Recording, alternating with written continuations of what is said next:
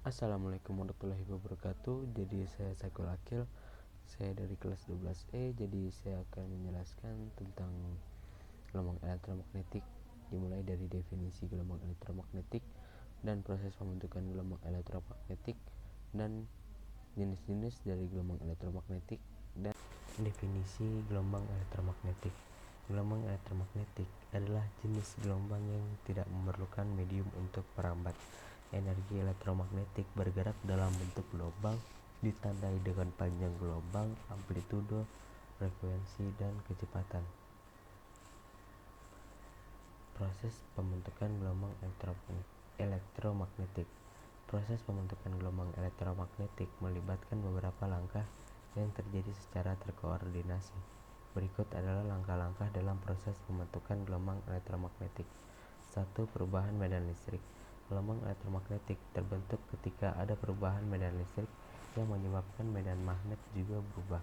Hal ini terjadi ketika suatu sumber energi seperti baterai atau generator menghasilkan energi elektromagnetik. Yang kedua, pembentukan medan magnet. Perubahan medan magnet akan menyebabkan medan magnet yang saling tegak lurus dengan medan listrik. Hal ini disebabkan oleh bagian dalam suatu sumber energi yang mengalami perubahan, yang menciptakan medan magnet yang berlawanan dengan medan listrik. Yang ketiga, formasi gelombang elektromagnetik. Ketika medan listrik dan medan magnet berinteraksi, gelombang elektromagnetik terbentuk. Gelombang elektromagnetik merupakan gabungan antara medan listrik dan medan magnet yang saling tegak lurus, bersosialisasi, dan merambat melewati ruang. Yang keempat, pemancarkan energi. Energi elektromagnetik dapat melewati proses pemantulan, pembiasan, polarisasi, interferensi, dan difraksi. Energi ini dapat dipancarkan pada berbagai level, di mana semakin tinggi level energi dalam sumber energi, semakin rendah panjang gelombang yang dihasilkan, tetapi frekuensinya semakin tinggi. Yang kelima, pengangkutan gelombang. Gelombang elektromagnetik dapat merambat dalam ruang hampa dengan laju tetap, yaitu 3 kali 10 pangkat 8 milisekund.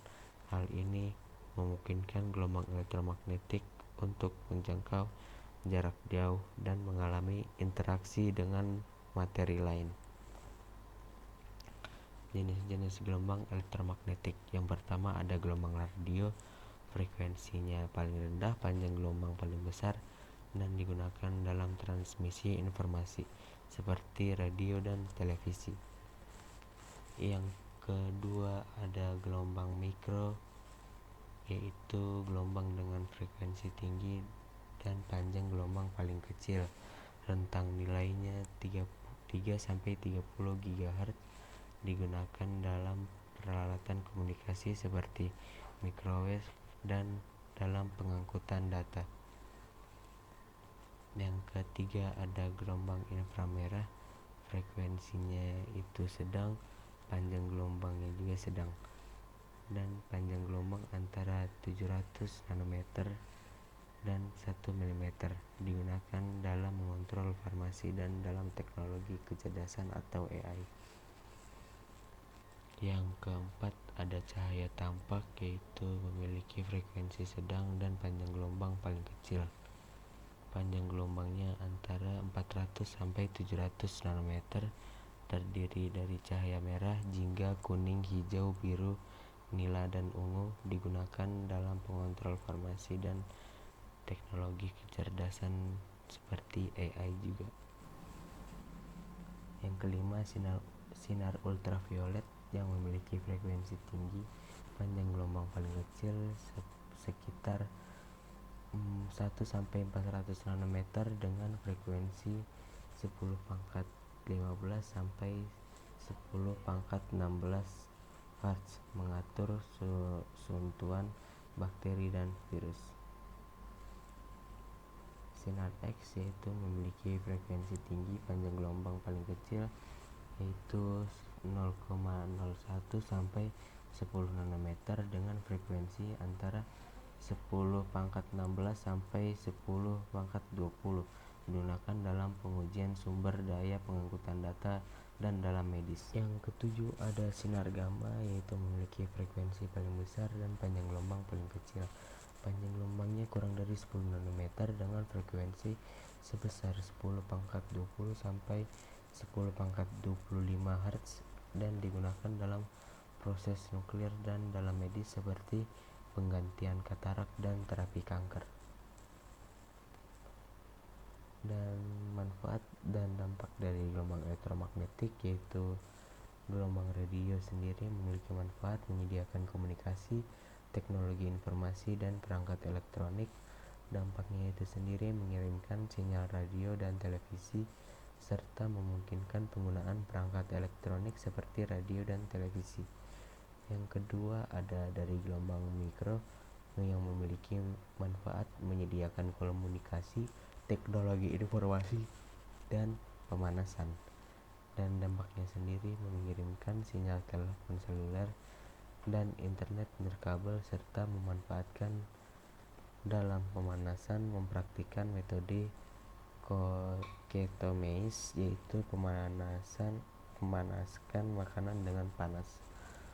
Yang ketiga ada gelombang inframerah yang memiliki manfaat menyediakan kontrol farmasi dan teknologi kecerdasan, dan dampaknya sendiri memantau kebutuhan manusia dan mengendalikan peralatan. Yang keempat ada cahaya tampak yang memiliki manfaat sebagai penerangan, namun selain itu cahaya tampak juga digunakan sebagai media transmisi data atau sinyal suara dengan melewatkannya pada serat fiber yang dikenal sebagai fiber optik, yang memiliki dampak pigmentasi, eritema, penuaan kulit, melasma, solar urtikaria, eritropoietik, prototiperia, mengganggu regenerasi kulit pada malam hari, bahkan kerusakan DNA.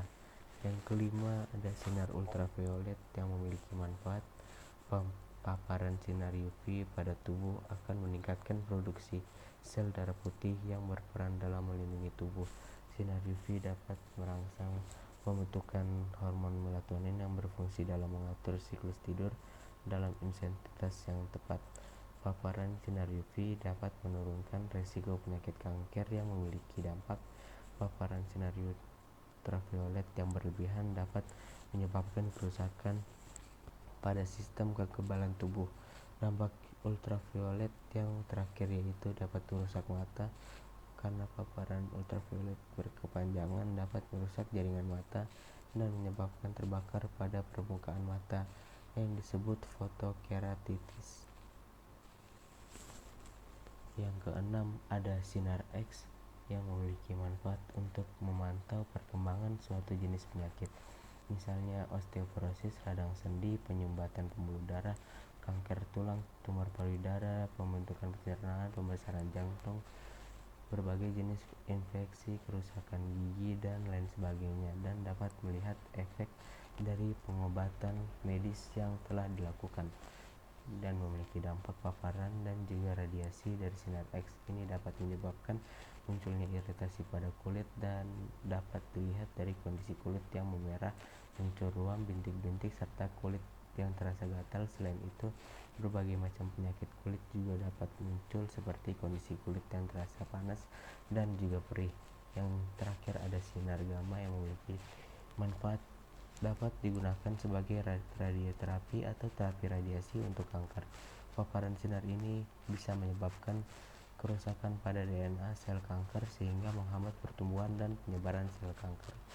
Yang memiliki dampak bahayanya itu sinar gamma dapat pada dosis tinggi dalam jangka pendek juga dapat menimbulkan beberapa gejala yang disebut sindrom radiasi akut. Beberapa gejalanya yakni mual, muntah, diare, demam, badan lemas, pingsan, kerontokan rambut, kulit memerah, gatal, bengkak, nyeri, hingga kejang-kejang. Nah, jadi itu saja dari saya. Sekian, semoga teman-teman paham. Dan sebelum saya tutup, saya akan membagikan suatu quote, yaitu Walaupun keadaan memaksamu untuk jatuh dan mundur, di situ kamu harus tetap bangkit dan maju melanjutkannya. Sekian dari saya. Wassalamualaikum warahmatullahi wabarakatuh.